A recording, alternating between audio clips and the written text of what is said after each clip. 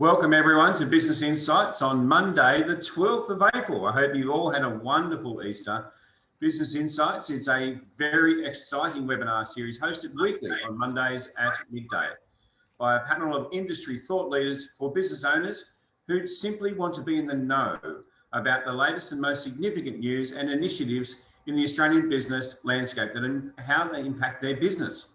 Our panel of advisors aim to inform, educate and provide strategic insights to the changes in the economic, legislative and financial landscape that affects small business. We aim to guide our viewers to navigate business challenges through the COVID-19 pandemic and beyond. Let's now meet our panel of industry thought leaders. Our first is Sam Qureshi from MoneyClip Private Wealth. Hi Adam, and great to be on board. And we have Lisa Garrido from Enigma HR. Hello, good afternoon, everybody. Good to be back after Easter. And we've got the numbers man. We've got Ian McLaughlin from Imperium Accounting and Tax. Adam, good to be here. Good to see you. And I hope all our viewers had a very good Easter. And of course, myself, Adam Lyle from Biz Doctor.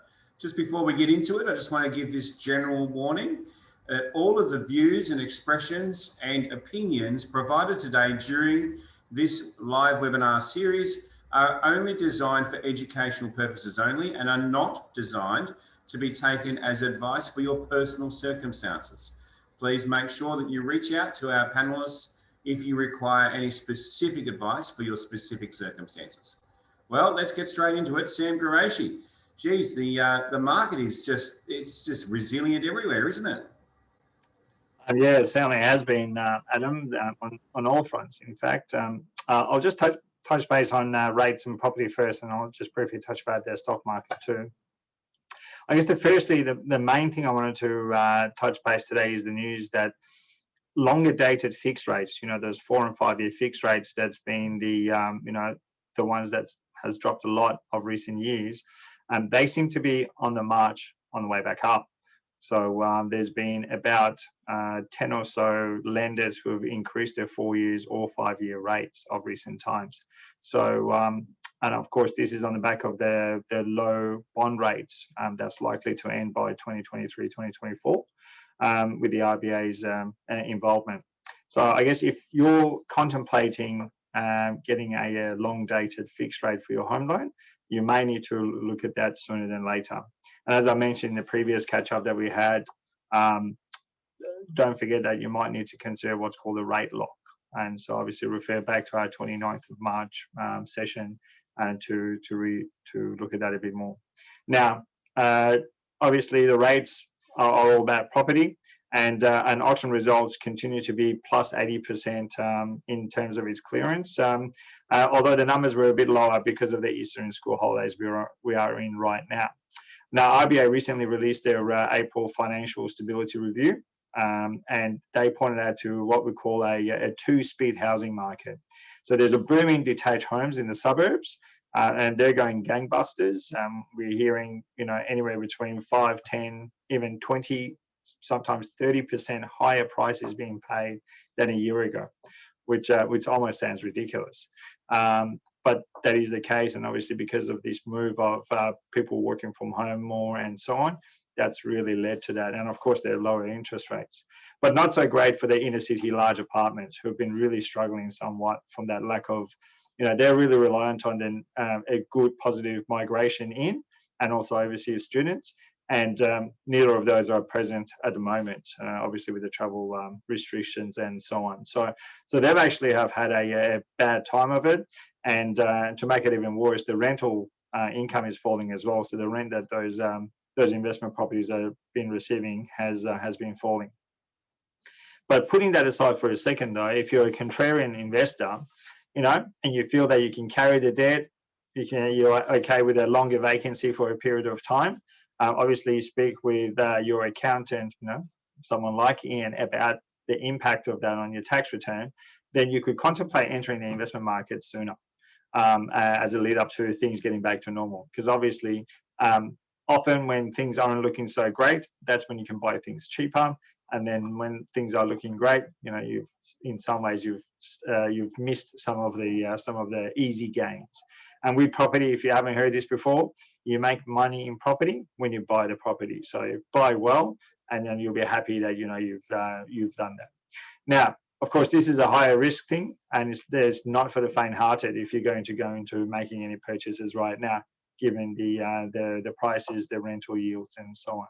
But certainly, I've seen it in our own client base at the moment, Adam, that investment property inquiries have been increasing. So obviously, that tide is turning somewhat, and the first catalyst for that is rental yields stabilizing, and then obviously potentially increasing. Now, the only thing I would also say is you need to be mindful of, if you're looking to buy any of those larger type properties, buying apartments in larger developments, they need to be financially sound. Just last week, a very large developer in Sydney, Dildam was the name of the developer. They had receivers appointed to their businesses, and so they owe about $510 million in debt. Now, obviously, they can't get their properties away, and people who would have invested, would have put deposits down in some of those developments would be negatively impacted. So, doing your due diligence on a particular developer is going to be is important. Obviously, with all the issues that we had previously with the cladding, but even now with the financial well-being of some of these particular developers. So. Very much buyer beware at this point in time on the investment property, large developments. Smaller developments are probably a bit better and easier to deal with. Now, Adam, you're right. The market in the stock market is also going gangbusters. We had a shortened week last week. It increased by about 2.4%. RBA came out. They left the rates the same as before at the historical low of 0.1%. So the tech stocks love that. And so we've had a nice increase. Although I have to say, since Thursday, when the vaccine issues with AstraZeneca started to emerge, it seems that we've started to go a bit sideways right now, and the market has started a bit lower at 0.4%. Now, we're coming to the end of the financial year soon, and when that's the time that you need to start thinking about your tax planning and your superannuation contributions. Obviously, consult with your accountant. Again, someone like Ian in terms of those items. But you need to be mindful that there is an opportunity for you to maximise what you do with your super coming up to the end of the year, and of course other matters to do with taxes because of the end of tax year planning. There will be a change to the end of the. There'll be a change to the contribution caps at the end of this particular financial year. So as of 1 July, that number will change from 25,000 to 27,500 that you can put in as concessional contribution. So it gives an opportunity for you to do a bit more. And I'm sure Ian and I will cover off on those opportunities around that, taxes and super, over the next few weeks leading up to the end of the financial year. And just very lastly, I was just going to say, fresh news out of US is that the Biden has started the process of increasing company tax from 21% to 28%. So it's in consultation mode at the moment. So let's see how this plays out, because obviously that was one of the issues with these guys actually getting into power and increasing those rates and the negative impact that it might have on the share market. So on one point, on one hand, everything seems rosy. On the other hand, there's still much uncertainty going forward, and unfortunately, that's the lives we live in right now. Thanks, Adam. Thanks, Sam. It's clear as day that your comprehensive analysis of everything is absolutely worthwhile. So thank you for that. Lisa Garrido, geez, there's some interesting developments with the labour market at the moment. Particularly coming out of the other side of JobKeeper. Yep, that's for sure. Thanks, Adam.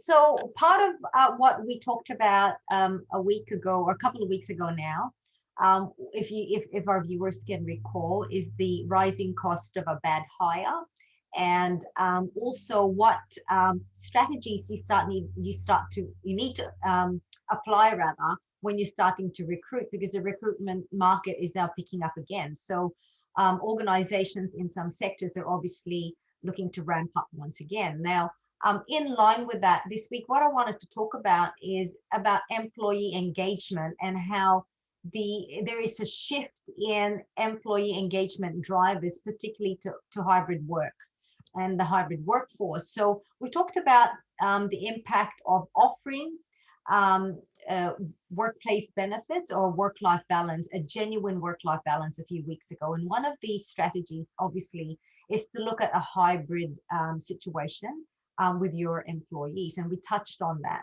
Now, whilst there are a raft of benefits, keeping a hybrid workforce, there obviously are quite a lot of challenges as well. So businesses are now trying to balance between the benefits of the hybrid situation and the commercial reality.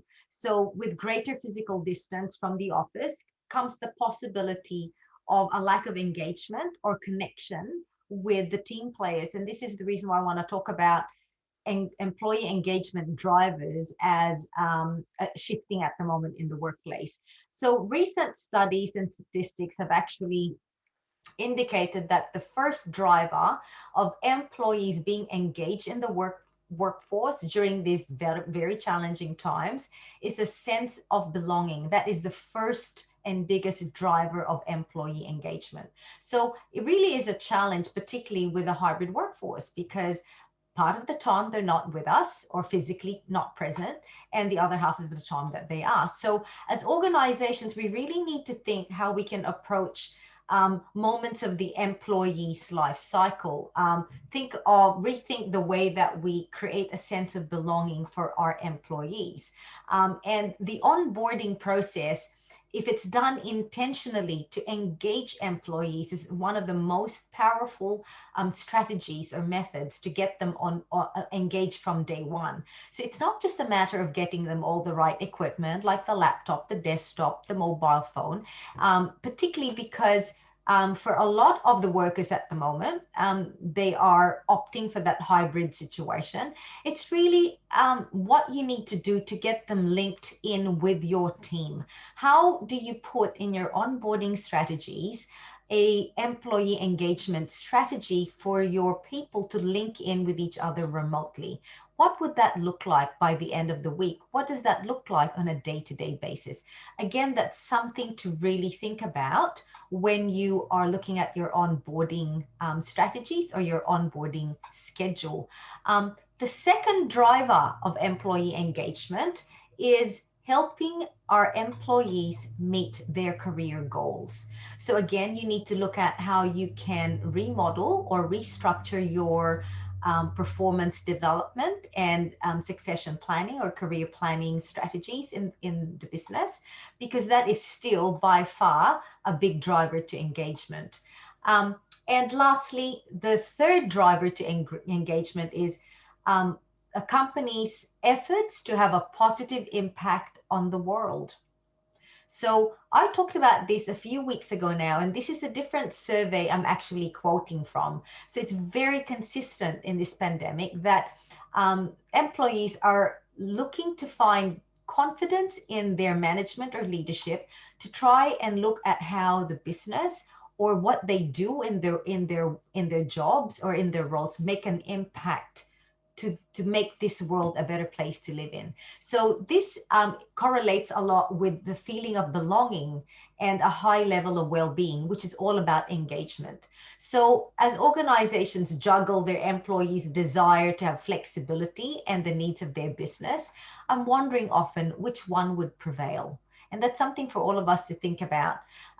Again, the priorities have changed, and the takeaway that I'd like for everybody to make is that you do need to revisit what you're doing on an ongoing basis. Look at innovations. Do not do the same thing over and over again. Why? Because we are really challenged in the marketplace with getting good employees, despite the pandemic, despite the overflow of candidate applications coming out. We have always been in a fairly tight candidate market. So have a think about how you can engage your people even more so that they don't leave you. And next week, I would really like to talk about strategies to retain and engage your people even more. That's it for me. Fantastic, Lisa. Thank you very much. Lovely insight. Sam mentioned before that the end of the financial year is coming up. We've just had the end of the FB2 year and a few other times have just changed, including the end of JobKeeper. So I'd like to get an update from Ian McLaughlin. Thanks very much, Adam. So we are at the 12th of April, which means that the last JobKeeper declarations will close on the 14th of April. So we've only got 2 days to get those in. If you haven't already done so, by Wednesday is the 14th of April, and that will be the last payment. So as Sam was talking about tax planning, it is a theme that I'm going to be following for the next few weeks. So today, I just wanted to touch on the loss carryback provisions that were announced in the budget last year. So this is an offset that eligible entities are going to get if they choose to carry back losses incurred in the 2021 year to earlier years where they paid income tax. So I'm just going to work through this a little bit. So let's look at what is an eligible entity. So the first condition is that it's a company and it must turn over less than $5 billion. And the reason why it's a company and not a trust or a partnership is that trusts or partnerships don't pay tax.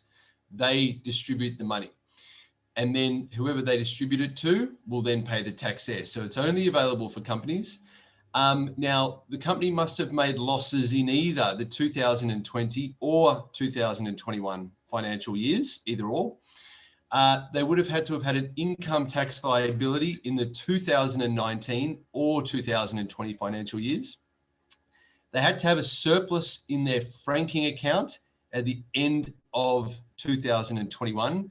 So that means that they have paid the tax. When you pay the tax, then that amount goes into a section of the company tax return called the franking account. And the eligible entity must have met their tax return obligations for the last 5 years. So this offset effectively represents the tax that the eligible entity would have saved if it was able to deduct the loss in the earlier year using the loss year tax rate. Now, this is a refundable tax offset, so it may result in either a cash refund, a reduced tax liability, or a reduction of debt owing to the ATO. So what I mean by that is that there might be some debt on the activity statement account that could then potentially offset this as well. Now, this is going to be optional. So the entity does not have to legally carry back these losses and partake in this provision if they don't want to. They can simply carry forward these losses to future income years. Now, the loss carryback is intended to interact with the temporary full expensing of up to $150,000. So the government's trying to encourage new investment, which may result in tax losses. Where the choice to carry back the tax losses results in a tax refund, this is obviously going to increase the cash flow of a business. Now, just a couple of other things that I'm going to point out with this. The amount of your tax offset cannot exceed your income tax liability for the income year that you're carrying the loss back to. Okay, so you can't get more than you would than you're actually saving on this loss carryback provision. Now, once the amount of your income tax liability for an income year has been fully used to claim this offset, you cannot claim any further amounts by carrying back losses to that year. So a couple of things that you cannot include is capital losses. So that's sale of capital assets, losses arising from the conversion of excess franking credits. So you can't include those. Transferred losses relating to head companies of consolidated groups. Now, what's the key takeaway with this, with this loss carryback provision is that this is a new piece of legislation, and it is going to be a new piece that is involved in 2021 tax planning. So it needs to be considered carefully because it may give you a cash boost, and then that is going to in turn affect your cash flow. So it's something really important to look at. I will, over the next coming weeks, work through some more aspects of tax planning, and I will go through an example of how this loss carryback provision would work and what it's going to look like. So Adam, thanks very much. Fantastic. So glad you're all over it because to the layperson, a lot of that would have been gibberish, and you've been able to succinctly explain that. So thank you very much. Well, that's it from those guys. Now over to me. And we weren't here last week, but I wanted to cover off the Australian Bureau of Statistics have released their business conditions and sentiments figures at the end of March. And quite interesting, some of the statistical data that's coming out. And I just want to run through some of those key points with our viewers.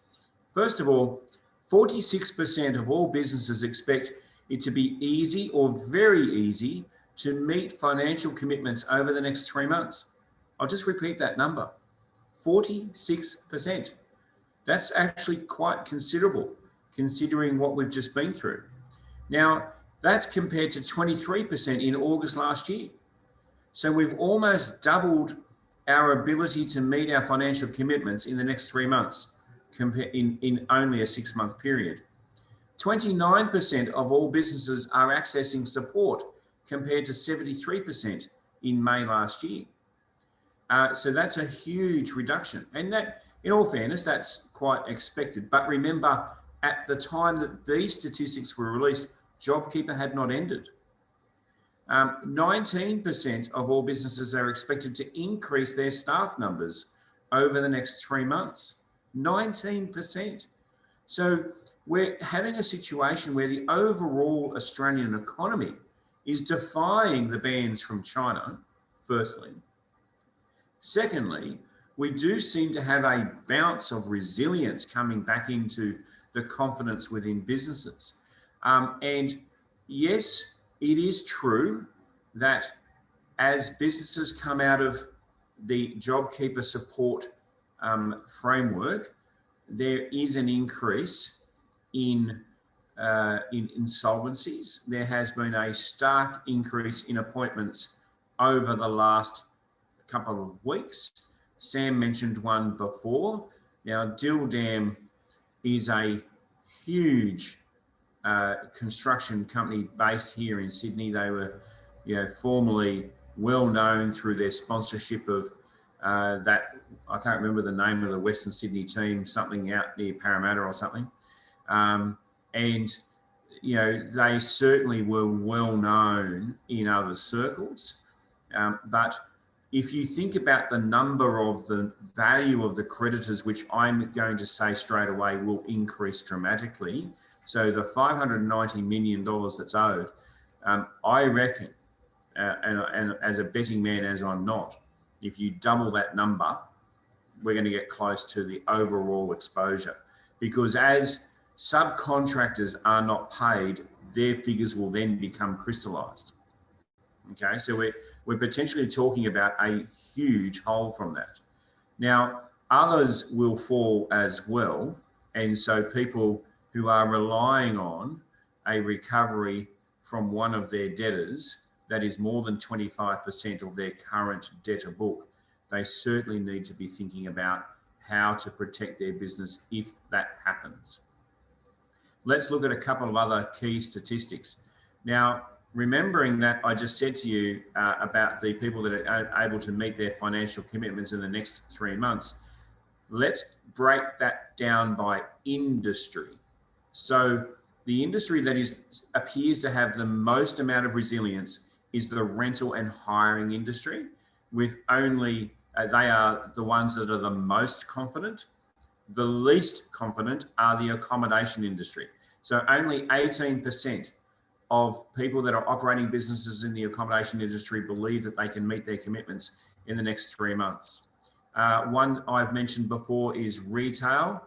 Surprising numbers here. Retail believe that about 45% of all retailers believe that they can meet their commitments.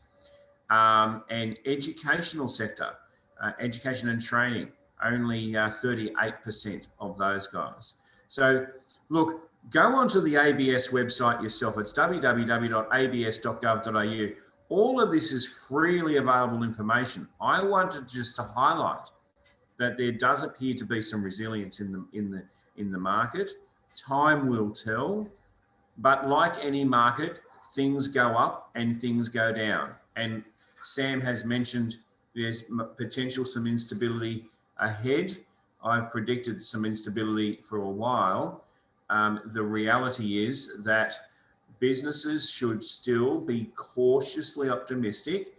Sure, have some confidence, but don't jump into the pool completely starkers just yet. You know, make sure that you've got your plans in place if someone who owes you more than 25%, is going to be able to cover you. And there are provisions, very, very good provisions that actually came in as a result of COVID that are available to businesses to protect them from collapse. So getting advice early is the way to go. That's it from me. I think we've actually finished on time, but I'm going to open up to see if there's any quick questions from any of the panel members. I was just going to say, Ian, the carryback, carry forward losses, or carryback losses, I should say. Obviously, that's a quite a good opportunity for some businesses to be able to get some extra cash flow if they can. Obviously, there's a few hoops that they need to jump through, but I think that was a really good point to bring up, and obviously, there's a lot of small business owners out there that could benefit from that extra cash flow. Can I add one more thing to that, Sam? Is that I said, I think 6 months ago now, that if people think that the business tax rate, and I would also argue normal and general tax rates are going to stay the same over the coming years, I think you need to go and get another packet of Weet-Bix, because it's not going to work. We have to pay for the 100 times in dollars spend compared to what we spent in the GFC crisis to get us through without a recession. We have spent 100 times more than that. Someone somewhere has to pay for that back. So taxes will increase at some point. Once the economy starts to really fire, that's when rates will go up and taxes will increase. So, don't think, oh, yeah, I'm going to be right. And if you're doing your cash flow forecast planning now with your tax accountant, and you think that the next 12 months is going to be exactly the same conditions, I think you need to get some, horoscope reading done. This is the reason why I think Biden's push for increased tax rates is quite bullish, right?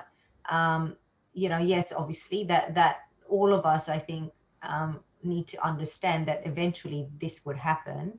I'd really be interested, Sam, as we come through the following weeks, any updates on that, because they often will be the leaders in that kind of change, in particular with government infrastructure and revenue raising, basically tax raising.